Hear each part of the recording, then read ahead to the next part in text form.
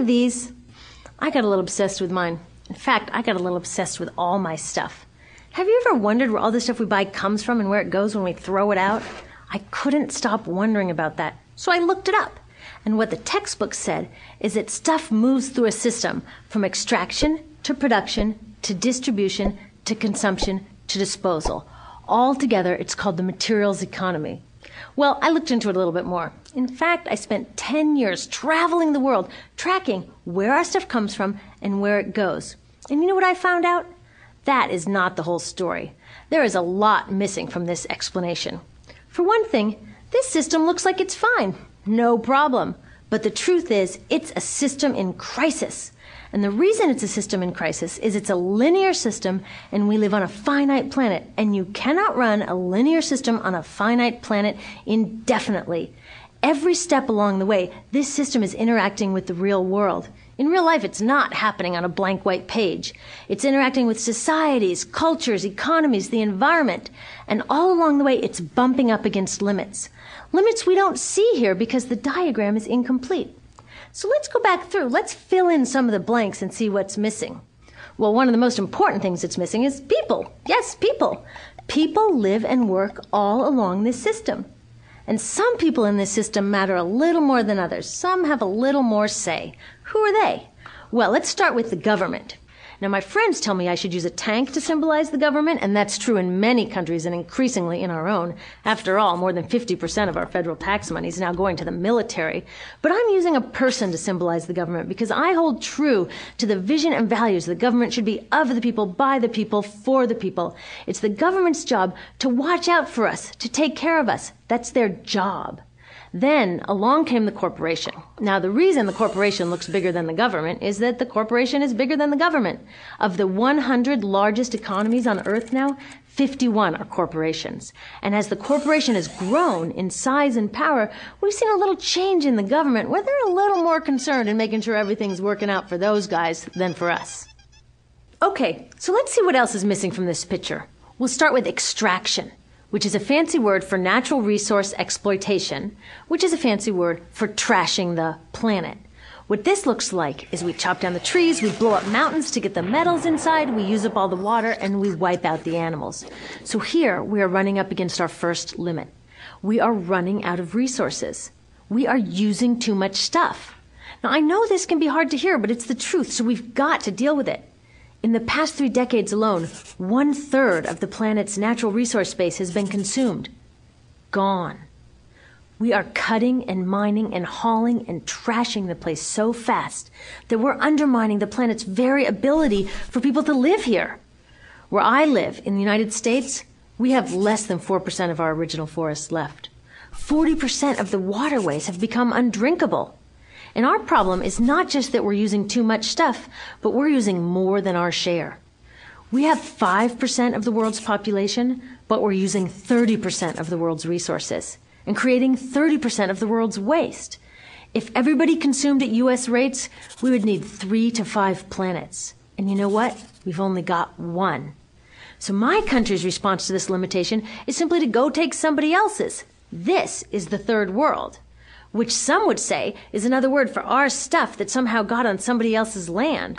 So what does that look like? The same thing, trashing the place. 75% of global fisheries now are fished at or beyond capacity. 80% of the planet's original forests are gone. In the Amazon alone, we're losing 2,000 trees a minute. That is 7 football fields a minute. And what about the people who live here? Well, according to these guys, they don't own these resources, even if they've been living there for generations. They don't own the means of production, and they're not buying a lot of stuff. And in this system, if you don't own or buy a lot of stuff, you don't have value. So next, the materials move to production. And what happens there is we use energy to mix toxic chemicals in with the natural resources to make toxic contaminated products. There are over 100,000 synthetic chemicals in use in commerce today. Only a handful of them have even been tested for health impacts, and none have been tested for synergistic health impacts. That means when they interact with all the other chemicals we're exposed to every day. So we don't know the full impact on health and the environment of all these toxic chemicals, but we do know one thing. Toxics in, toxics out. As long as we keep putting toxics into our industrial production systems, we're going to keep getting toxics in the stuff that we bring into our homes and workplaces and schools, and our bodies.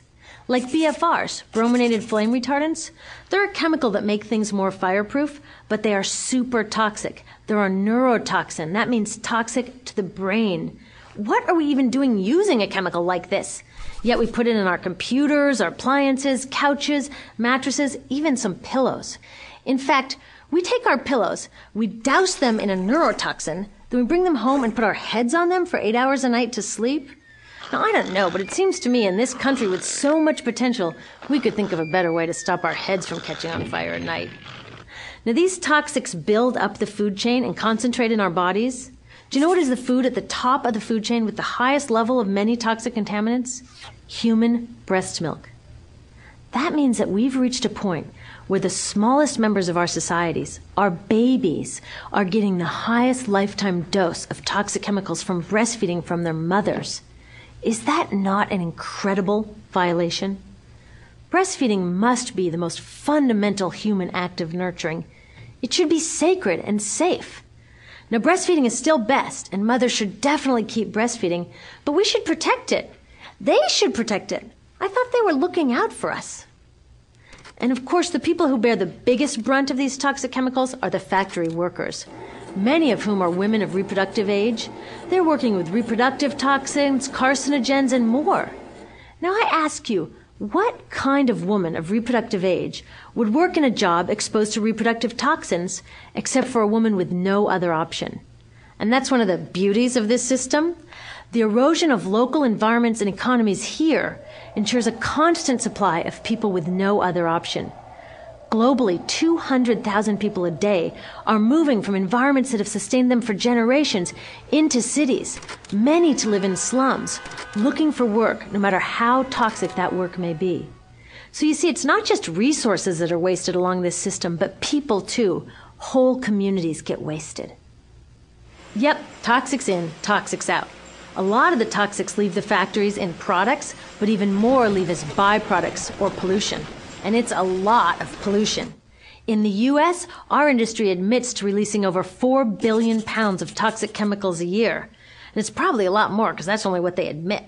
So that's another limit, because yuck, who wants to look at and smell 4 billion pounds of toxic chemicals a year? So what do? Move the dirty factories overseas, pollute someone else's land. But surprise, a lot of that pollution is coming right back at us, carried by wind currents.